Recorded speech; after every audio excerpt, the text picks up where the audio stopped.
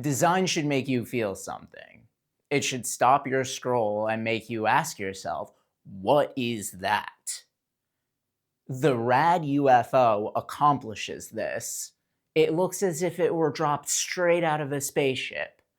But how does it perform here on Earth? Spaceships, they're landing on the ground. Spaceships, there are UFOs around. Spaceships, multidimensional, whoa. It's rad. We're living amongst UFOs.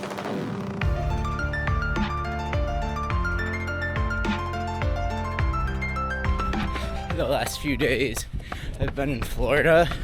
It has been between very early morning, about 60, 65, through the high mid 80s, like 86, 87. And today here, it is 37. It'll be probably mid 40s by the time I'm done with this, but quite the temperature shock to the system for sure.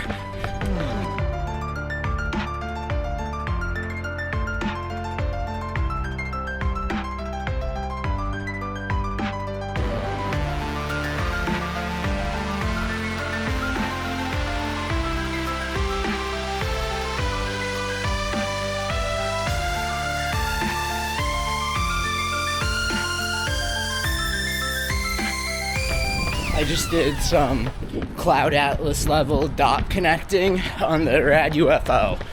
So, as I'm running in this, the foam that this feels most similar to is X-Step Ace and the X-Step 2000 kilometer Pro 5.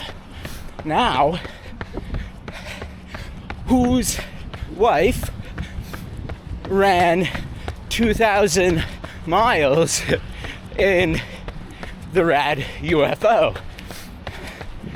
The founder, I believe, Blue, one of the leaders at RAD, forgive me if I'm getting his title wrong or the story slightly twisted, but it's interesting because this really does feel quite similar to X-Step's foam in the 2K Pro. I'm sure it's a total, complete coincidence, or maybe I'm just imagining the foam connection, but I really don't think I am.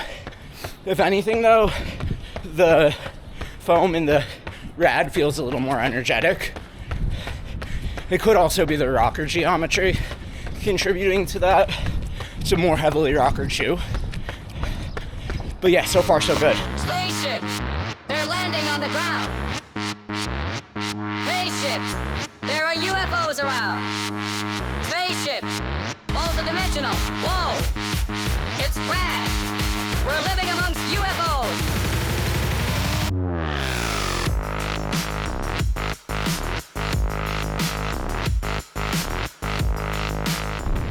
I'm entering the Rochester public market. It seems to be a flea market today. And I've come here before, but I don't remember if I've ever filmed here. There's often a lot of food trucks, like the one coming up on my right. And it's a really fun little place. It's pretty loud here.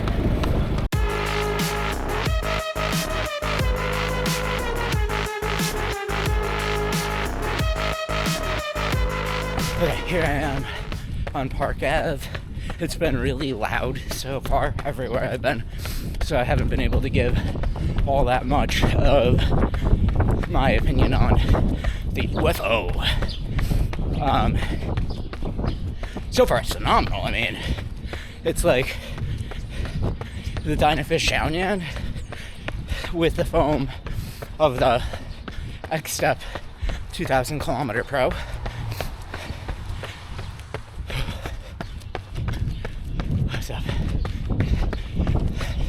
So I'm loving it so far. I'll give you more of an opinion a little later. Yeah, I wouldn't say this is necessarily firm or soft. It straddles right in the middle.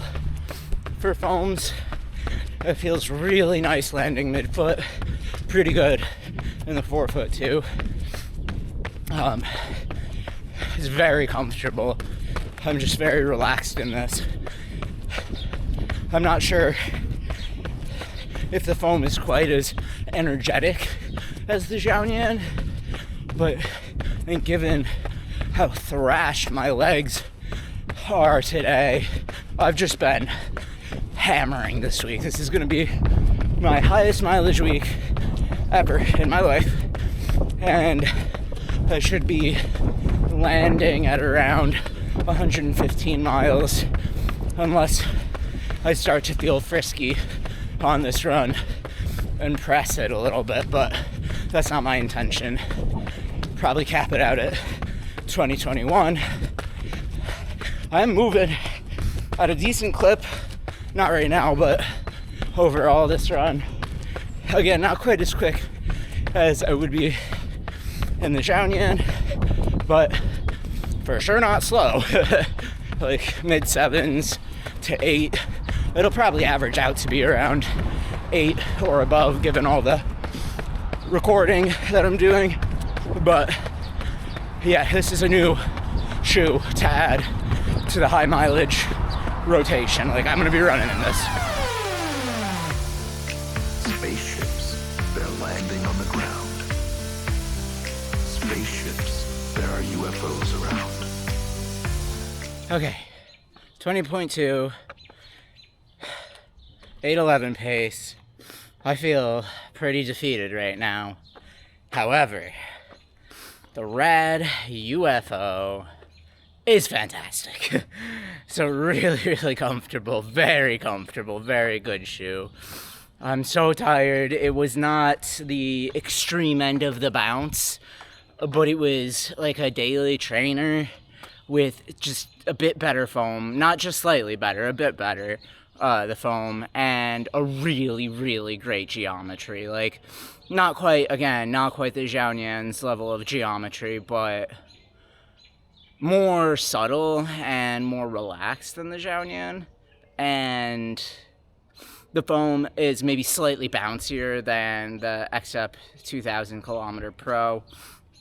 Again, not quite as bouncy as the Mega Blast or even the Xiaoyan, but this is more comfortable. It's tuned for like I don't know. I would have, if I had this at the time of leaving for Florida, I think this would have been a better travel shoe than the Xiaoyan for comfort, like in the plane. If it's a little bit roomier, it's a little, I don't know if softer is the right word, but like there's something about the foam in the Xiaoyan that makes it really great for running, but a little bit like tense or twitchy feeling underfoot for walking around. It's not the optimal walking foam.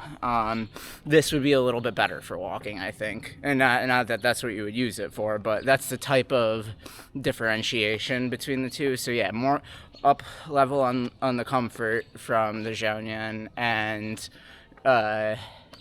more relaxed overall as a shoe. It's also heavier, but this is one of those instances where, you know, the statistics, they don't tell the story. Like, the weight wasn't there on my foot today. Just no, full stop. Like, I would have guessed this is closer to 230 maybe on foot, but it's 270. Like, if you gave me a blind taste test of the shoe, I would not have guessed that this was as heavy as it is. What else? The run itself was good for a bit, but then even before the halfway point, I started to have some GI issues. The tum was a rumbling, but then that was fine. It went away. But ever since that point, I just sort of was sapped of energy. And then mile 15, that took a even more drastic turn of sappage. But you can't run 115 mile week after like the build, your previous high being 106, I think was my previous high, and jumping into 115 mile week with a lot of it in the heat and humidity of Florida. It definitely, and a lot of the miles that I ran during that period of time, I was testing a secret shoe, which I'll tell you all about super soon, probably Wednesday morning. You'll hear more about that, probably. I can't guarantee that. I might do something else on my Tuesday run, but that was a lot of fast miles in both the Xiaoyan and the Secret shoe. Like, maybe not super, super fast, but in the low 7s for sure, for pretty much all of it, and slipping into the 6s with relative ease. And yeah, so I just had a full-blown week of training. I kind of buried myself this week, which if you watched my video on whatever day it was about risk, that was me taking a risk this week. I kind of forgot to mention that in the video, that I was doing exactly what I was saying about doing, if that makes sense. The run brain has kicked in. Yeah. Well, I guess that's a perfect segue into the studio. So, with that, back to the studio. This review is a long time coming. I'm very excited to have the RAD UFO, and especially having it today on this laborious, exhausting, defeating, terrible 20-mile long run, and feeling so comfortable throughout. So without further ado, we're going to run through the first run review format and do the specs and materials.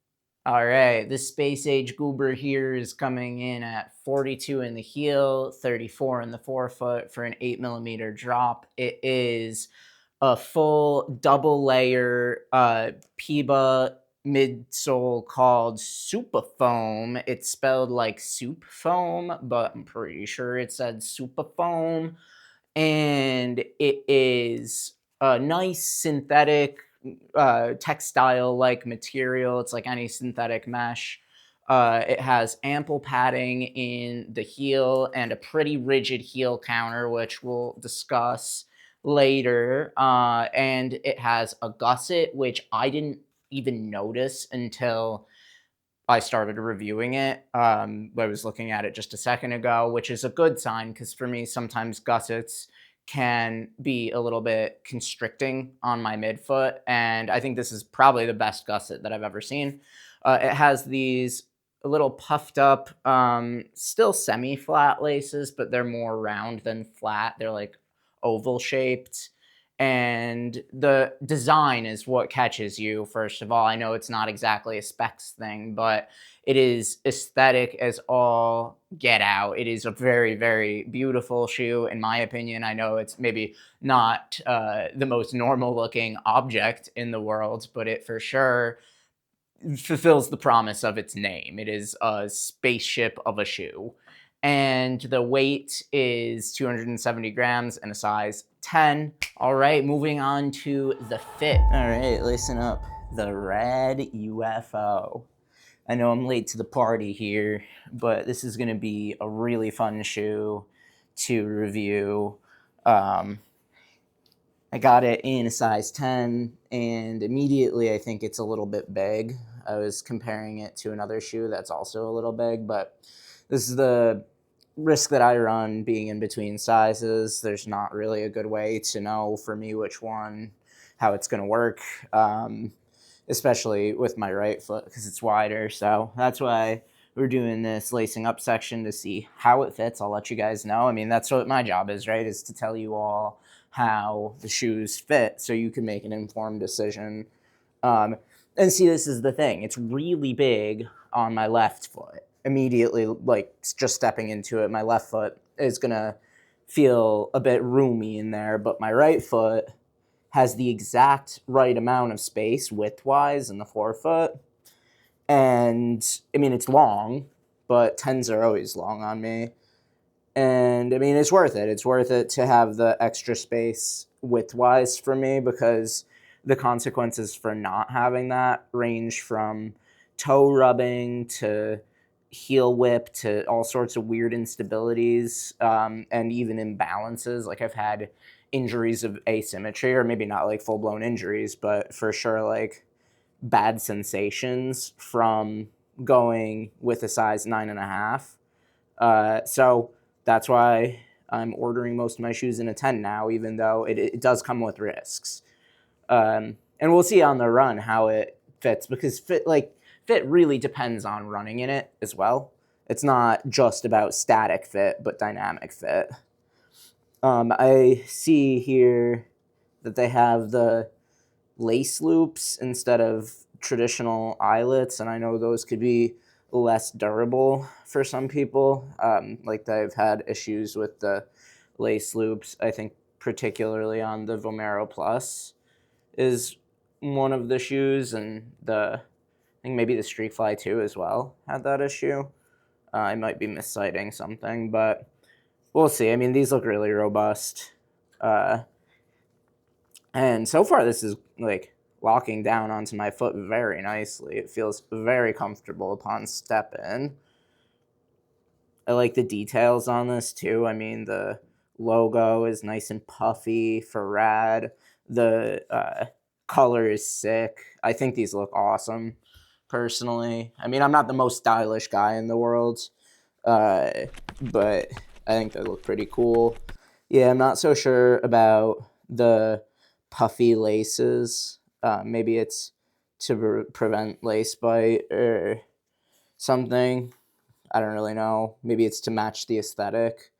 But yeah, not sure about. I mean, they're partially flat. They're like oval shaped, not flat, but not perfectly round either. So probably won't matter. Most of my shoes that I've owned and tested do not come untied. It's really a matter of, do they loosen over time? And if they do, does it matter? So let's see how we did. Oh yeah. It's not going to be possible to do the compression test on carpet. Oh, hello, Strider. It's a big boy. No, Strider, not the camera, no. It's your nose. You're very cute. This is Shredder. He is my dog. What's up, buddy? Where are you going?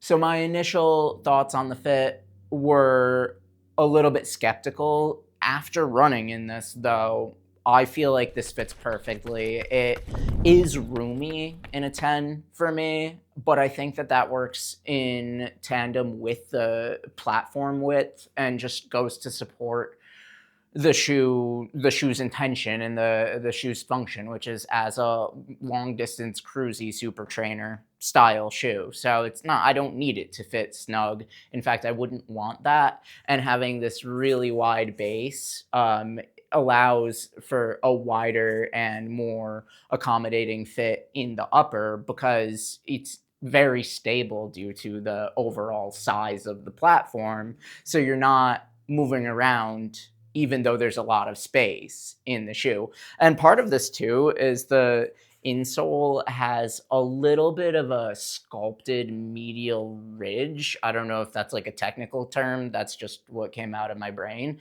But it's like a ridge line running the medial side of the shoe that I guess like bumpers, think of bowling bumpers, like bumpers your arch inwards a little bit.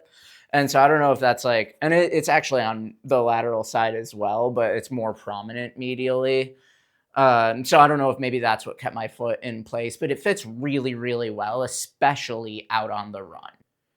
The ride on this was amazing. This was this was a really, really comfortable shoe. I had said initially during the specs and materials section that there was something to note about the heel collar here, and that is that initially for the first few miles, I was feeling a bit of pressure, not so much on the Achilles, because you could see here that the rigidness stops before the Achilles is really exposed towards the top of your heel, but the like bottom portion of this heel counter is very rigid, and my lower heel was experiencing some pressure and tension on it for the first couple of miles, maybe actually even until mile 9. I think that's the last time I noticed it. I had stopped to walk because I was having some gastrointestinal distress, and when I was walking is when I noticed that pressure on the heel. And normally when I finish my runs, many of you have seen me pace back and forth in front of my house doing the recap. Today was no different. I didn't notice any heel pressure by the time I got back to the house. Perhaps that's because I was completely exhausted and my body had been thoroughly put through the ringer, or maybe it just went away altogether. Only time will tell. I'll need to get more runs on it and report back to you. But that's how I'm starting the ride section, because otherwise I had nothing negative to say about this. So let's start with what I liked. I had a great lockdown throughout the entire run. I didn't really have to fiddle with the laces. I did a little bit initially because with pretty much any shoe, I'll get this too tight feeling where my feet will start to tingle. This happens on most first run reviews that I do. It's a tension issue with laces. I almost always on a first run review will have to retie the laces, but after I did that today in the UFO, that resulted. So how did it feel underfoot? I described this a little bit out on the run and in the recap, but it felt like a blend of two shoes. It felt like the Dynafish Xiaoyan in the rocker profile sense, except a little toned down. And it felt like the X-Step 2K Pro, except the foam feel, except a little bit bouncier or more responsive than that shoe. So softer than the Mega Blast, softer than the Azura, firmer than the Leaning Red Hair 9 Ultra, firmer than the Dynafish Xiaoyan, just to give you an idea of the spectrum of firm to soft. As with this gradual sloping rocker profile, it's not going to be the most aggressive, fast-paced, like ripper of a shoe, but it's not supposed to be, of course. And it really feels very fluid and flowy, and like anybody could get along with this. This is going to be a highly democratic shoe. I can't think of any runner type that would have an eliminating criteria for this shoe. So some shoes are made more specifically for forefoot strikers. Some shoes work better as heel strikers. Some, are better as midfoot strikers shoes. And then there's, stride versus cadence. Some shoes might benefit runners that increase their stride length more than they would benefit runners that increase their cadence when they pick up the pace. Right, so there's all sorts of these different categories of runners. There's, of course, more nuance than that, because you could have any combination of any type of biomechanics, but I don't think that this will lead any runners astray unless you have maybe some severe stability needs. And I'm talking about, like, if you wouldn't get along with something like the Mega Blast, then maybe you wouldn't also get along with this, but it's stable enough due to the really wide platform that pretty much anybody's going to get along with it. That's what I'm saying, is anybody's going to get along with this shoe. It's not going to be the most exuberant, bouncy, like laughter-inducing, it's not a comedic style of underfoot sensation like the Leaning Red Hair 9 Ultra, but it is still a good, fun shoe that is better than so many other trainers on the market. Like, I don't really know how we're gonna see the continuation of traditional daily trainers on the market when things like the RAD UFO and the Dynafish Xiaoyan and even the A6 Mega Blast continue to exist and be produced and be brought to market. Like, these style of shoes, even though right now it's probably mostly the enthusiasts who buy these shoes, I think as they trickle into retail and running specialty and maybe eventually a big box store like Dick's, it's just not, I don't see how these other daily trainers are going to last in the space, because once you put something like this on your feet, you're going to fall in love with it. It's really great. And would I say that this is competitive with the Dynafish Xiaoyan? It's early to tell. It's definitely the most similar to that shoe, and I've also been running in the Xiaoyan, so it's definitely top of mind for me as well. I can also see this being a slip-on style shoe. It seems to fit my foot in such a way that it allows me to, like, literally leave it laced and just slip it on, which is a high level rarity for me. The only other shoe right now that's in my rotation, like really actively in my rotation, that I could do that with is the Xiaoyan. And sort of the Puma Mag Max, that's not very heavily in my rotation, but I can slip that shoe on.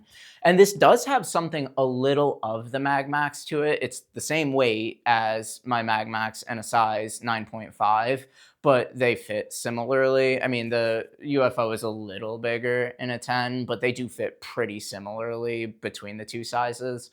So what there is about the Mag Max in this is that the longer into the run that I was in the UFO today, the more I enjoyed it. It just got better and better and better. It's like one of those, it will roll you along. And it's these really rockered rear and forefoot shoes that just have this boaty sensation where you get carried away rhythmically in the mileage. And that's just a treat to run in. One thing I didn't notice until I got back from the run and looked at the specs was that there are actually 2 layers of PIBA here, and they're different densities, and the top is softer even to the touch. I had no idea going into this. Like, I guess I didn't squeeze it very much before leaving, but yeah, for sure it's a little bit, but it is noticeably softer on the top layer, which is a thing that we see a lot to manage the torsional rigidity and the longitudinal rigidity for these really high stack, really energetic foams. I'm curious to know whether or not this is a full PIBA. I mean, that's the marketing material that it is PIBA, but I would imagine to get the level of proclaimed durability out of this foam, it would probably have to be mixed with something that's a more durable foam, because in my experience, and this is just my experience, I have no science to back this up, but PIBAs are not the most durable foams. Generally, they're not as durable as TPEEs. I feel them go dead much quicker than aliphatic TPUs as well, and then EVA. I mean, EVA is born dead, but this is, yeah, we'll see how durability is on this. Of course, one of the founders, there's the story that his wife ran 2,000 miles in a pair of these, which, I mean, I believe it. I don't know how, the foam held up over that duration, but it's apparently a very durable shoe. And, I haven't kept up with the community sentiment on this so much just because I wanted to keep my thoughts my own. But I would love to hear from anybody who has already purchased this, what you think about the durability. And of course, this is going to be a high mileage shoe for me. I mean, I'm going to get this to probably 200 at least, if not more. So I don't know if everybody can tell when they get a shoe, if they're going to take that shoe to a really high mileage, and that's not very high mileage compared to the rest of people, but for somebody that reviews running shoes on YouTube, going past 200 and knowing from the first run that that's the plan, that says a lot about the shoe. Like, I already really, really like this. I think where, maybe if you're in the market for a super trainer, where this could falter a little bit for you is that this isn't as energetic as the Mega Blast or as the Dynafish Xiaoyan. It's maybe very close, but it's not quite as energetic underfoot. I don't feel that lifting, like pace assistive, sensation from this. It's more of a fluid flowing, still energetic, like comparing this to the Mag Max 2. This is way more energetic than that. It feels a lot quicker, more nimble, even though it's the same weight, right? And even though, it's the same drop as well, and pretty similar stack height. I can't remember offhand what the Mag Max is, but it's around 42 to 44 or something like that. And yeah, it's somewhere in the middle of the Mag Max 2 to the other end of the spectrum, which is like bounciest, would be leaning Red Hare 9 Ultra, and Mag Max 2 being the least bouncy out of these highly stacked. I mean, I wouldn't call the Mag Max a super trainer, but it is a max cushion shoe that has a lower liveliness level, just felt perception wise. So yeah, this is truly an incredible shoe. I have no idea how, this is their first running shoe from RAD. I'm excited to try more of their shoes because I've tried this. And if you stay tuned, you might get a chance to see that. So thank you all very much for watching, and as always, stay in motion.